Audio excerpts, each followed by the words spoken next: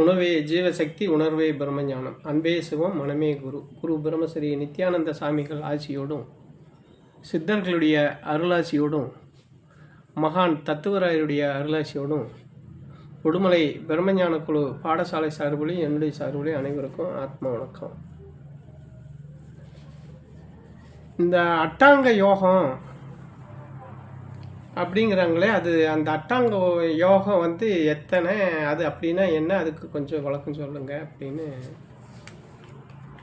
இன்னைக்கு கேட்குறாங்க. அது பார்த்தீங்க அப்படின்னா, அட்டாங்க யோகம்னு பார்த்தா 64 இருக்குது. 64 வகையான இது இருக்குது. அதில் இந்த அட்டாங்க யோகம்ங்கிறது வந்து ஒரு 8 யோக முறை. அது வந்து பார்த்திங்கன்னா, இயமம், நியமம், ஆதனம், பிராணாயாமம், பிரத்யாகாரம், தாரணை, தியானம், சமாதி. இது எதுனா இந்த அட்டாங்க இந்த யோக முறையில் தான் இப்போ நம்ம பயிற்சி கொடுக்கறது. இந்த பயிற்சி வந்து சித்தர்களும் ஞானிகளும் நமக்கு கொடுத்துட்டு போயிருக்கிறது இந்த முறையில் தான். அப்போ இந்த முறையை எதுக்கு பயன்படுத்த முடியும்னா, நம்ம உடம்புக்குள்ள இருக்கிற இந்த 6 ஆதாரங்களுக்கு பயன்படும். இந்த 6 ஆதாரங்களை பயன்படுத்துறதுக்கு தான் இது இதுக்கு அதுக்கு நான் முதலே வேறு ஒரு இது சொல்லியிருக்கிறேன். அதில் வந்து அதுக்கு பயன்படக்கூடியது தான் இது. ஆனால் இது இப்போது இது இருக்குதுன்னா, ஈமம் இருக்குது அப்படின்னு சொன்னால் என்ன பண்ணும் அப்படின்னா, அது என்ன சொல்லுதுன்னா, தீமை செய்யாத, பொய் சொல்லாத.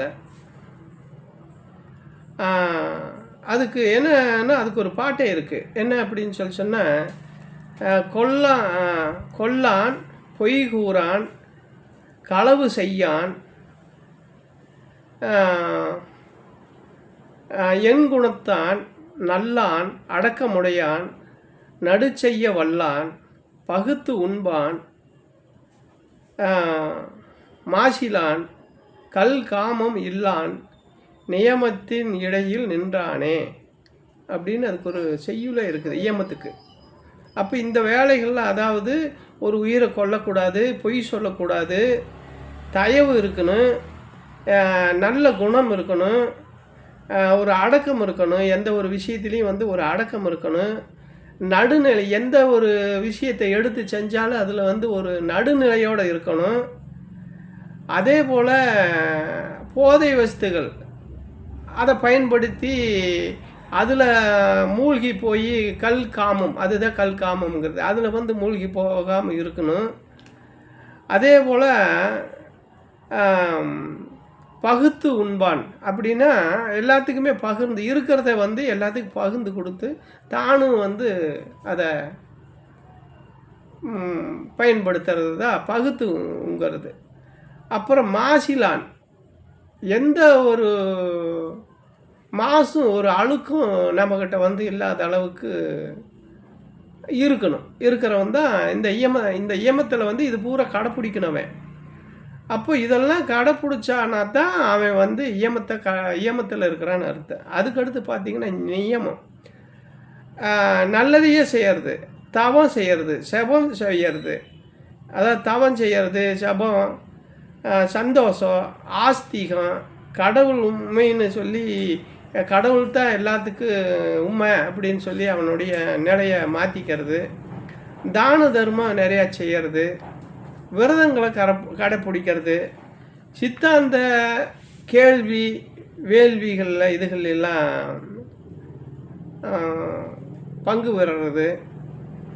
அதே போல் சிவ பூஜை, இது மாதிரிலாம் வந்து, அதாவது பக்தி மார்க்கத்தை கடைப்பிடிக்கிறது இந்த நியமம்.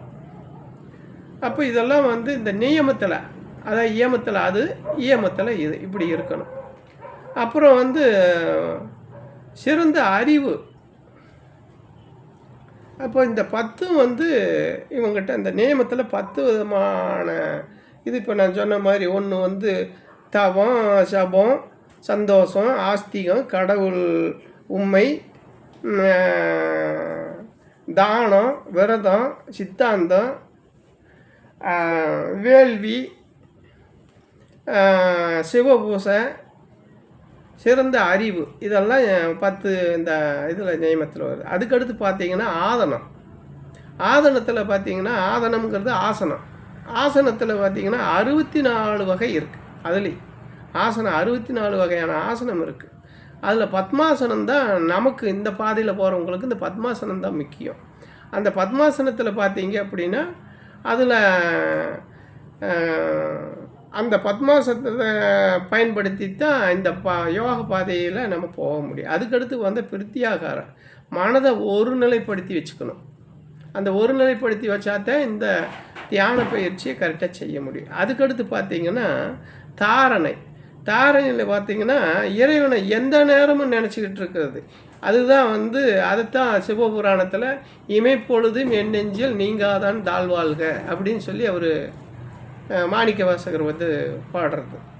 இமைப்பொழுதும் என் நெஞ்சில் நீங்காதான் தாழ்வாழ்க அப்படிங்கிறது தான் இந்த தாரணை. அதுக்கடுத்து பார்த்திங்கன்னா தியானம். தியானம் எப்படின்னா எந்த நேரமும் இறைவன் நினைப்பிலேயே மாறாமல் அந்த தியானம் அந்த ஒரே நிலைப்படுத்தி இருக்கிறது தான் வந்து அந்த நிலை. அப்போது இதெல்லாம் வந்து அதுக்கடுத்து பார்த்திங்கன்னா சமாதி. அதுக்கடுத்து வந்து பார்த்திங்கன்னா இப்படி 8 வகையான இது நம்மக்கிட்ட இருக்குது. அப்போ இதெல்லாம் வந்து முறையாக வந்து பயன்படுத்தணும் அப்படின்னு சொன்னால், இதெல்லாம் பயன்படுத்தினா மட்டும்தான், முறையாக அவங்க சொல்லியிருக்கிற பிரகாரம் பயன்படுத்தினா மட்டும்தான், அவங்க சொன்ன பிரகாரம் இருந்தால் மட்டும்தான் இந்த தியானமே நமக்கு கைகூடும். இந்த ஞான பாதையில் வந்து வெற்றி அடைய முடியும். அனைவருக்கும் ஆத்ம வணக்கம்.